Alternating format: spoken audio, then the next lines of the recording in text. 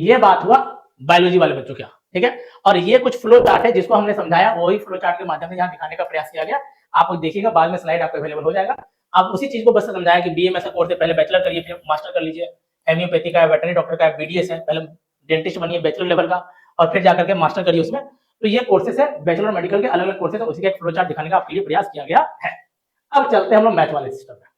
किसकी बात करते हैं? मैथ्स। मैथ्स मैथ्स मैथ्स बहुत बहुत बहुत बड़ा क्रेज, ठीक है। किसके लिए बात करें? पीसीबी के लिए, पीसीएम के लिए। पीसीबी के लिए हमने बात करी, सबसे बाद में बात करें maths, PCB, PCM. Engineering one of the best opportunity engineering के अंदर है, बशर्ते अगर आप एक अच्छे कॉलेज से इंजीनियरिंग करते हैं, तो एक अच्छे जगह से अगर आप पढ़ाई कर रहे हैं, एक अच्छी जगह से आप इंजीनियरिंग का कोर्स कर रहे हैं, तो करोड़ों में जाके पैकेज लगता है। पिछले साल आईआईटी का अगर पैकेज देखेगा, आईआईटी बॉम्बे का, तो 3 करोड़ रुपए है सालाना पैकेज। कितना है? 3 करोड़। IIT Bombay, IIT Bombay. तो अगर आपको भी इन तरह का पैकेज में जाना है 3 CR सालाना, तो रगड़ के पढ़ना पड़ेगा, रगड़ के पढ़ के रगड़ के एक तगड़ा एग्जाम निकालना पड़ेगा जिसका नाम है जेई एडवांस। जेई एडवांस कैसे मिलेगा? पहले जेई मेंस निकालिए, फिर एडवांस निकालिए और फिर आईआईटी बॉम्बे आपका इंतजार करिए इन पैकेज के ऊपर। तो इस तरह के अगर आप सपने देखते हैं तो फिर मेहनत करने का मजा आता है और फिर अपने आप मेहनत होता है। फिर क्या होता है? अपने आप मेहनत होता है। और अगर आप सही तरीके से मेहनत करते हैं तो चीजें मिलती हैं, बस आपको पेशेंस रखने की जरूरत है और मेहनत करनी है, ठीक है।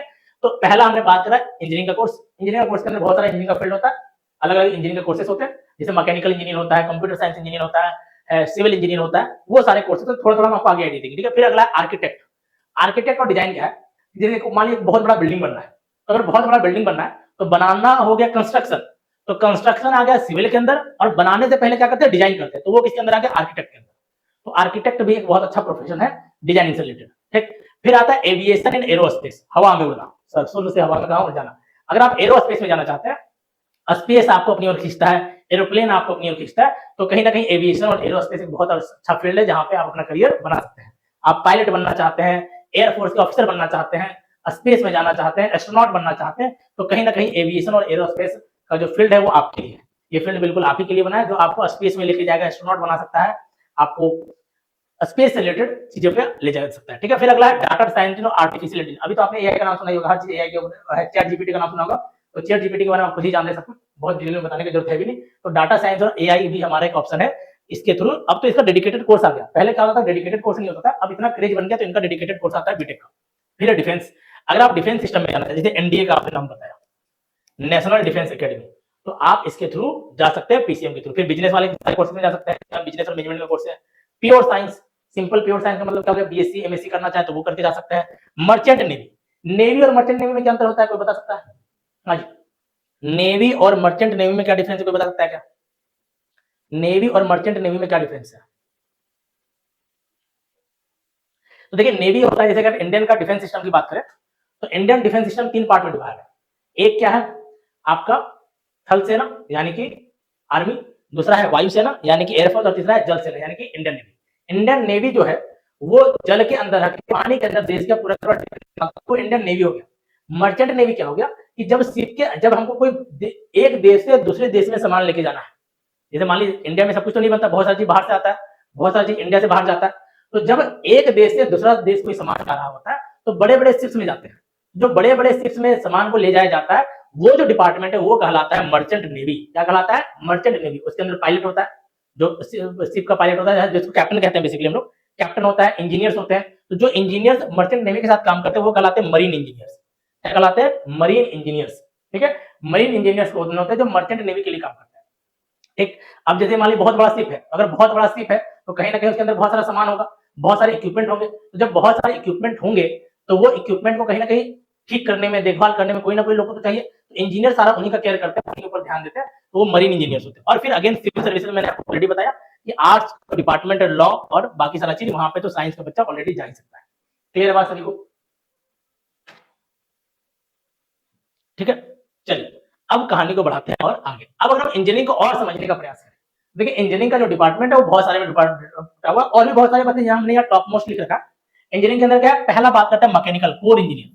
मैकेनिकल इंजीनियर क्या होता है? जो मशीनरी के साथ डील करता है ना, जितने भी जो प्रोडक्शन वाली कंपनी है, जहां भी चीजें बन रही है, मैन्युफैक्चरिंग हो रही है, वो सारे मैन्युफैक्चरिंग में कहीं ना कहीं मशीनरी का यूज हो रहा है। जो उन मशीनरी के साथ डील करते हैं, उन मशीनरी के साथ काम करते हैं, उसके पीछे के साइंस के साथ काम करते हैं, वो कहलाते हैं मैकेनिकल इंजीनियर्स। क्या कहलाते हैं? Mechanical engineers. जितने भी गाड़ी वगैरह वो भी मैकेनिकल का ही पहले पार्ट हुआ करते थे, बट उनका डिमांड इतना ज्यादा बढ़ गया कि उसको अलग से एक डिपार्टमेंट बना दिया, इसका नाम है automotive engineers. Automotive engineers, automotive engineers basically automobile यानी कि गाड़ी से रिलेटेड सारे काम को देखते हैं, वो कहलाते हैं ऑटोमोटिव इंजीनियर्स। फिर कौन है? Civil engineers. सिविल इंजीनियर्स कौन आते हैं सर?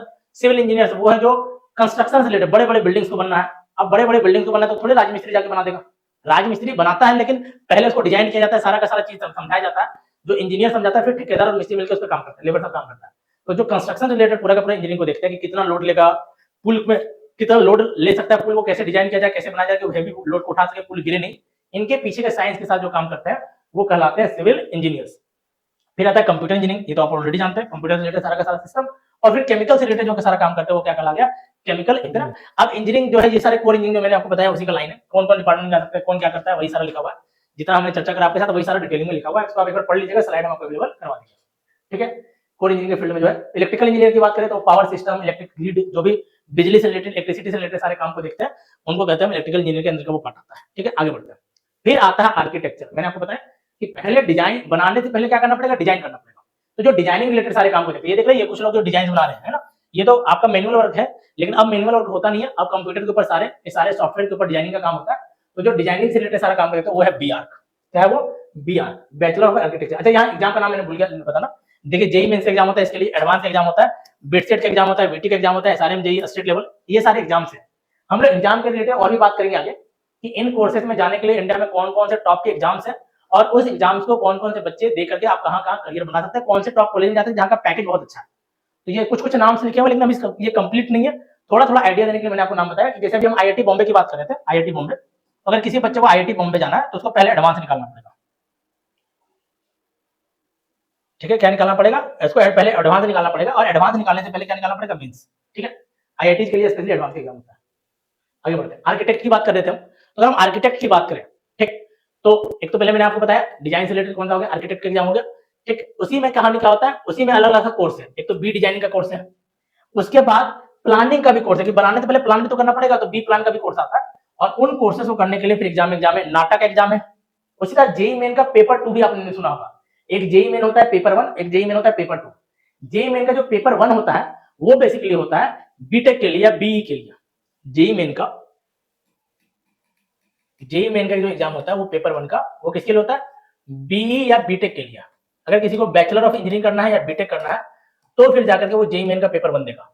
और पेपर 2 किसके लिए होता है? जिनको डिजाइनिंग या प्लानिंग से रिलेटेड कोर्स करना है, बैचलर ऑफ डिजाइनिंग या प्लानिंग से रिलेटेड कोर्स करना है, जिसको बी आर करना है या बी प्लानिंग करना, तो पेपर 2 का एग्जाम होता है। अगर आपने फॉर्म भरा होगा तो वहां पे आपको दिखा भी होगा। ठीक है, ये कोर्स होता है। क्लियर है बात? चलिए, तो यहाँ पे हमारे पास जो एग्जाम है, एक तो नाटा है, दूसरा है UCD, seed, NID, NIFT, national institute of fashion technology, ये सारे कोर्सेस हैं, एग्जाम्स के नाम है, जिसको देख करके आप इन कोर्सेस में एडमिशन लेकर के अपना करियर बना सकते हैं। क्लियर है बात? अपना करियर क्या कर सकते हैं? बना सकते हैं। क्लियर? अब आगे बढ़ते हैं और आगे देखते हैं क्या है हमारे पास। ठीक है, उसके बाद आता है एविएशन। अगर आप उड़ना चाहते हैं, आपको हवाएं पसंद है ना, आपको क्या पसंद है? आसमान पसंद है। एक लाइन है ना, लाइन क्या है कि सीढ़ियां उन्हें मुबारक, लाइन क्या था?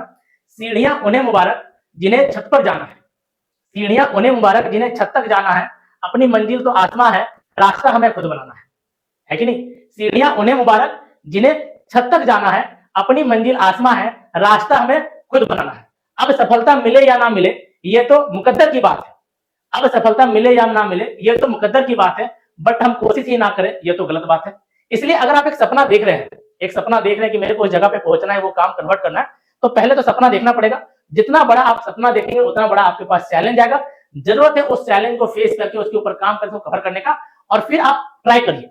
ट्राई करेंगे तो जरूर मिलेगा। आप ये सोचिए सर ये बहुत डिफिकल्ट है, मेरे से होने वाला ही नहीं है, तो वैसे भी नहीं, तो आप पहले से नहीं अज्यूम करके चल सकते हैं कि सर हमको मिलेगा कि नहीं मिलेगा। आप भाग्य पे, लक पे सब कुछ नहीं छोड़ सकते, पहले ट्राई तो करिए। हम ट्राई ही नहीं करें और हार मान ली तो बहुत गलत बात है ना, तो पहले हार मानने से पहले ट्राई करना जरूरी है। ठीक है, तो अगर आप उड़ना चाहते हैं, आसमान में जाना चाहते हैं, तो आपके लिए जो कोर्स है वो है एविएशन और किसका? एरोस्पेस का कोर्स है। किसका कोर्स है? एविएशन और एरोस्पेस का कोर्स है। ठीक, और उसके बाद आप उसमें 2-3 तरीके से, एक तो पायलट बन सकते हैं, जितने भी जो एरोप्लेन उड़ रहे हैं वो सारे कॉमर्शियल पायलट होते हैं।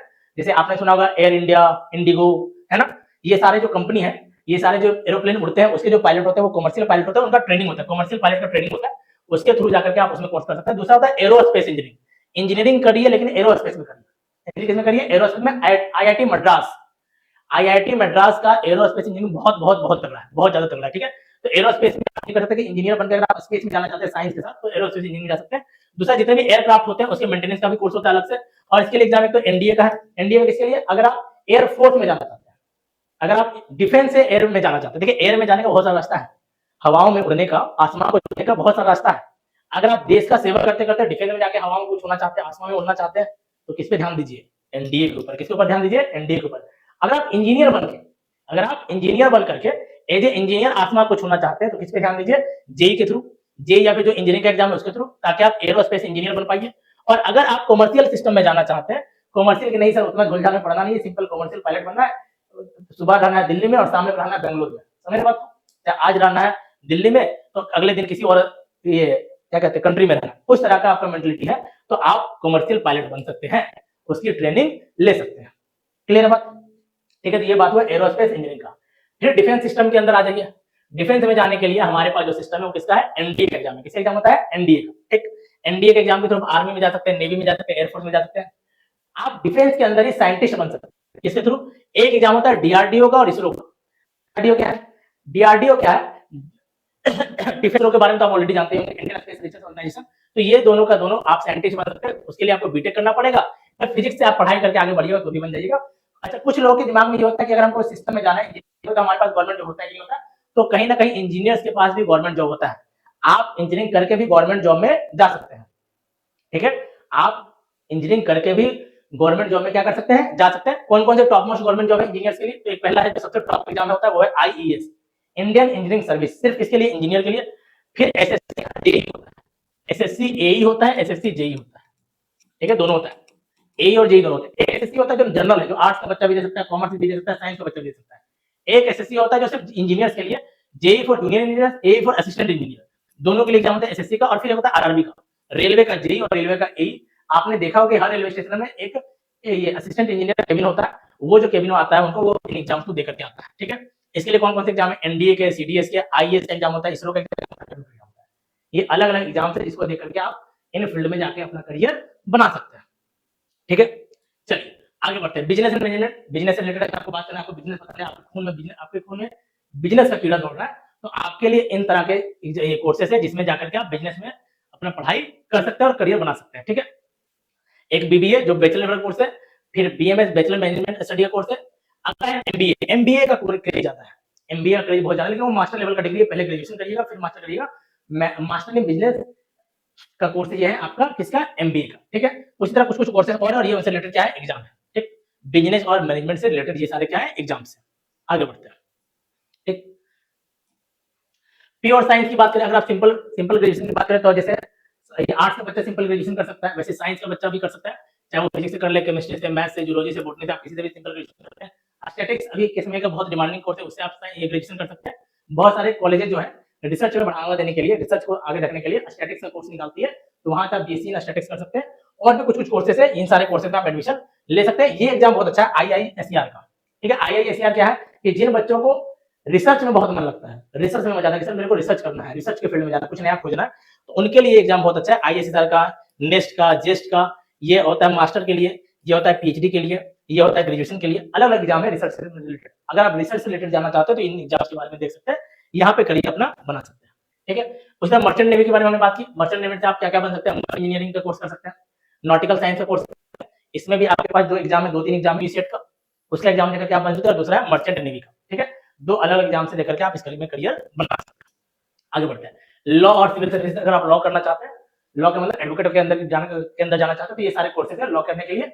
और कुछ कुछ और एक कोर्सेज है जहाँ पे आप अपना करियर, आप यूपीएससी के बारे में आपको ऑलरेडी बता दिया, यूपीएससी करके आप कहाँ जा सकते हैं, आईएएस बन सकते हैं, आईपीएस बन सकते हैं, आईएफएस बन सकते हैं। ग्रेजुएशन के बाद होगा, लेकिन ये चीज तैयारी पहले से करना होता है। और कुछ कुछ कॉलेजेस है, आईएसआई बहुत अच्छा कॉलेज है जहाँ पे आप रिसर्च में जाकर के अपना पढ़ाई कर सकते हैं स्टैटिस्टिक्स के साथ, ठीक है। और ये हमारा एक फ्लो चार्ट है जिसमें हमने उसी सारे कोर्स को दिखाने का प्रयास आपके लिए किया है, कि जो सारे कोर्सेज हैं उन्हीं का एक फ्लो चार्ट है। मेनली जो मेन बात है वो हमने आपके साथ डिस्कस कर ली, ठीक है।